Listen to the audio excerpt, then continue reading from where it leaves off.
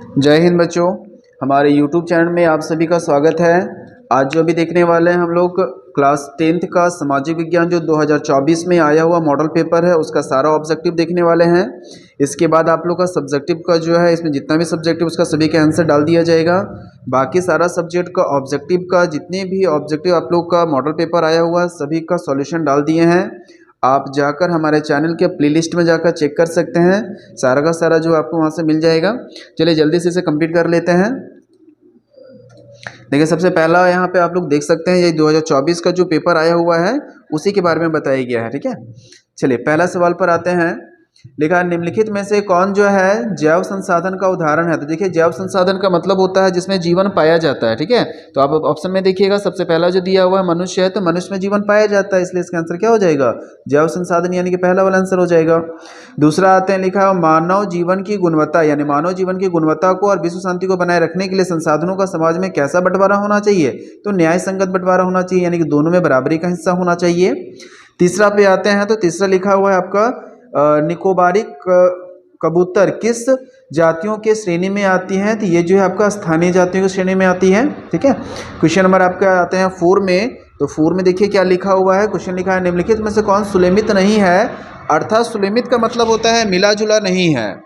तो देखिए महानदी जो है हीराकुंड परियोजना ये ठीक है, टांका जो भूमिगत जल टैंक से है ये भी ठीक है, और इल्तुतमिश जो है ये भी हौज खान से है। और ये जो आपका गंगा नदी दिया हुआ है ये गंगा नदी जो है सुलमित नहीं है, यानी मिला हुआ नहीं है, यानी कि भाखड़ा जो लिखा हुआ है भाखड़ा नगल योजना जो है ये इससे नहीं मिला हुआ है। आगे आते हैं क्वेश्चन नंबर 5 में। 5 लिखा हुआ है रबी फसल को किस ऋतु में बोया जाता है। तो रबी फसल की जो फसल होती है वो आपके शीत ऋतु में की जाती है।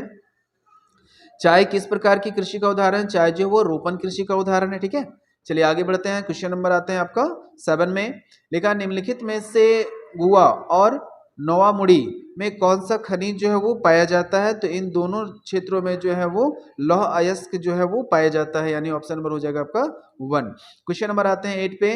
निम्नलिखित में से किसका परिवहन जो है पाइपलाइन के द्वारा होता है, यानी पाइपलाइन के द्वारा किसका परिवहन किया जाता है। पानी है, कच्चा तेल है, पेट्रोल या सभी है। देखिए पानी का भी परिवहन जो है अभी किया जाता है, कच्चा तेल का भी होता है, पेट्रोलियम का भी। तो इनमें से हो जाएगा आपका सभी। क्वेश्चन नंबर 8 का हो जाएगा आपका सभी इनमें से। लिखा हमारे देश में 22 भाषाएं जो है प्रचलित है, जिसे अनुसूचित में रखा गया। तो कौन सी अनुसूचित में रखा गया, इसलिए इससे पहले वाले सेट में भी आप लोगों को कराया गया था, 8वीं अनुसूची में इसको रखा गया है। ठीक है, कभी कभी सवाल पूछा जाता है कि 8वीं अनुसूची में कितनी भाषाओं को दर्जा दिया गया है। तो 22 भाषाओं को दर्जा दिया गया है, उल्टा पूछ देता है। क्वेश्चन नंबर 10 में आता है, लिखा स्थानीय शासन व्यवस्था में कितना मत महिलाओं के लिए आरक्षित किया गया है। तो 1/3 सीटें जो महिलाओं के लिए आरक्षित किया गया, आप लोग शायद पढ़े भी होंगे ना। सॉरी 1/3 है, 2/3 पर टिक कर दिए, 1/3 होगा आपका, ऑप्शन नंबर हो जाएगा ए में। आगे बढ़ते हैं, तो आगे देखते हैं इसमें। चलिए इसके बाद का देखते हैं। इसके बाद लिखा अमेरिका में नागरिक अधिकार आंदोलन कब हुआ था। तो देखिए ऑप्शन में दिया हुआ इतना सारा। तो अमेरिका में जो नागरिक अधिकार आंदोलन हुआ था वो आपका हुआ था 1954 से लेकर 1968 तक, यानी ऑप्शन नंबर हो जाएगा आपका बी में। ठीक है, क्वेश्चन नंबर आते हैं आगे। भारत के राज्यों की विधानसभाओं में महिलाओं का प्रतिनिधित्व जो है वो कितना प्रतिशत रहता है, कितना फीसदी रहता है। फीसदी यानी कि जो है कितना प्रतिशत रहता है, वो 5%, यानी 5% के आसपास का रहता है, लगभग नहीं कह सकते, 5% माना जाता है। देखा इनमें से कौन से देश में द्विदलीय व्यवस्था है, यानी 2 प्रकार के दलों की व्यवस्था जो है पाई जाती है। तो अमेरिका में। ठीक है, 2 प्रकार के दल है, हमारे पास तो बहुत सारे दल है। नेपाल में राजतंत्र को किस वर्ष समाप्त कर दिया गया, यानी नेपाल में जो है राजतंत्र हटाकर प्रजातंत्र की स्थापना जो है किस वर्ष किया गया था। 2008 में किया गया था।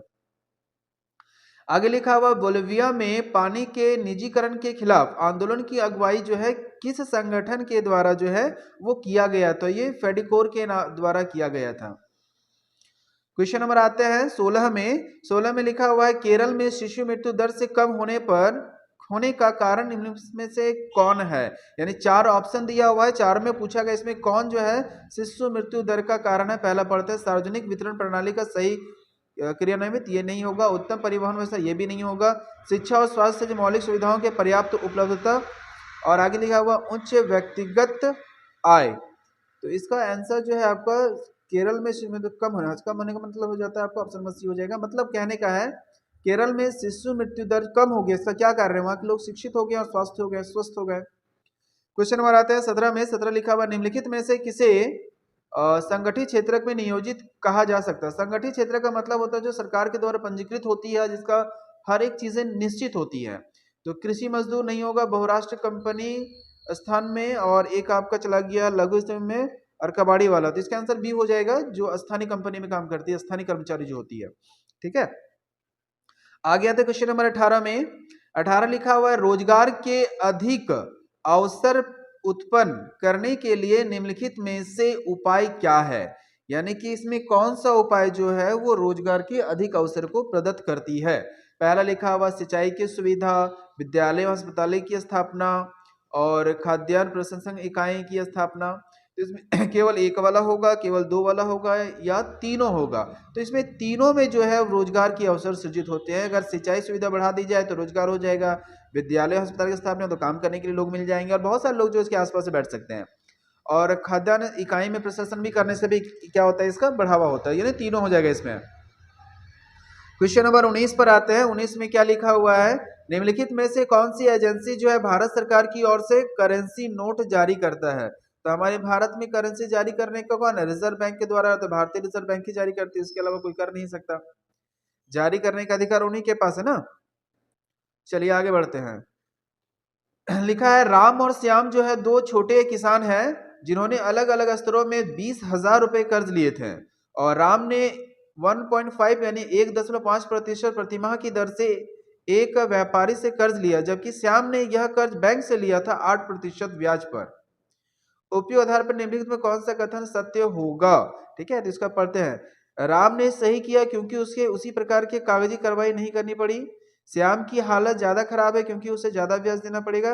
राम की हालत ज्यादा खराब है क्योंकि वह ज्यादा ब्याज देता है। तो ये तो सही है, ऑप्शन बस सी हो जाएगा आपका। ज्यादा ब्याज देना, 8% ब्याज देना पड़ रहा है।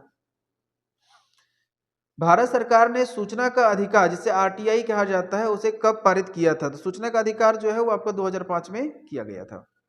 आगे बढ़ते हैं। क्वेश्चन नंबर आते हैं आपका 22 में। सरकार द्वारा अवरोधों या प्रतिबंधों को हटाने की प्रक्रिया को क्या कहा जाता है। इसकी हटाने की प्रक्रिया को उदारीकरण कहा जाता है या उदारीवाद कहा जाता है। क्वेश्चन नंबर आते हैं 23 में। अर्नेस्ट रेनर किस देश के दार्शनिक थे। जो अर्नेस्ट रेनर थे वो आपके फ्रांसीसी दार्शनिक थे। ठीक है, ऑप्शन नंबर बी हो जाएगा, फ्रांसीसी दार्शनिक। क्वेश्चन नंबर आता है 24 में। फ्रांसीसी जो क्रांति है वो कब हुई है। तो शायद आप लोग को सबको मालूम होना चाहिए। 1789 में लिखा है। यंग इटली भूमिगत संगठन के संस्थापक कौन थे। यानी कि यंग इटली की स्थापना जो है किसने किया था, जियोसेपी मैथेस्नी। Option number C. आगे बढ़ते हैं। महात्मा गांधी दक्षिण अफ्रीका से भारत कब लौटे थे। तो महात्मा गांधी जो है वो सन 1915 में यानी कि 1915 में वापस आए थे। पूना पैक्ट डॉक्टर भीमराव अंबेडकर एवं किसके बीच हुआ था। तो महात्मा गांधी के बीच हुआ था। इसका आंसर हो जाएगा आपका जवाहरलाल नेहरू नहीं, महात्मा गांधी। महात्मा गांधी दिया हुआ है, 27 का आंसर हो जाएगा डी। ठीक है, क्वेश्चन नंबर 28 पर आते हैं। 28 नंबर में 28 के लिया हुआ है कि 1890 के दशक में रिंडर प्रेस्ट नामक बीमारी जो है बहुत तेजी फैली थी। कहाँ फैली थी, अफ्रीका में फैली थी, आप लोग शायद पढ़े होंगे। और रिंडर प्रेस्ट जो मवेशियों में फैलने वाली घातक बीमारी थी, और इसके बारे में आप लोगों को सब्जेक्ट में बहुत अच्छे से बताया था। इससे पहले सीट में आप देखिएगा। लेकिन निम्नलिखित में से कौन देश जो है मित्र राष्ट्र के पाले में था। तो मित्र राष्ट्र के समूह में कौन कौन से देश, मतलब कौन से देश, इसमें से कौन से देश जो है वो शामिल थे। वो ब्रिटेन थे मित्र राष्ट्र में। आगे आते हैं। स्पेनिंग जेनी जो मशीन है वो किसके द्वारा बनाया गया था, जेम्स हरग्रीव्स के द्वारा बनाया गया था। ठीक है, ये खत्म हो गया टोटल का टोटल। ये आप लोग 30 क्वेश्चन जो है आप लोग को करवा दिया गया है। बाकी का इसका जो सब्जेक्टिव है, सब्जेक्टिव आप लोग को जल्द ही करवा दिया जाएगा। इससे पहले बाकी आप लोगों का सॉल्यूशन जैसे कि साइंस का हो गया, मैथ्स का हो गया, एसएसटी करवा दिए, और हिंदी इंग्लिश का सारा का जो ऑब्जेक्टिव सवाल है वो आपको सारा करवा दिया गया है। आप जाकर हमारे चैनल के प्लेलिस्ट में जाकर चेक कर सकते हैं। थैंक यू, फिर मिलते हैं नेक्स्ट वीडियो में। जय हिंद।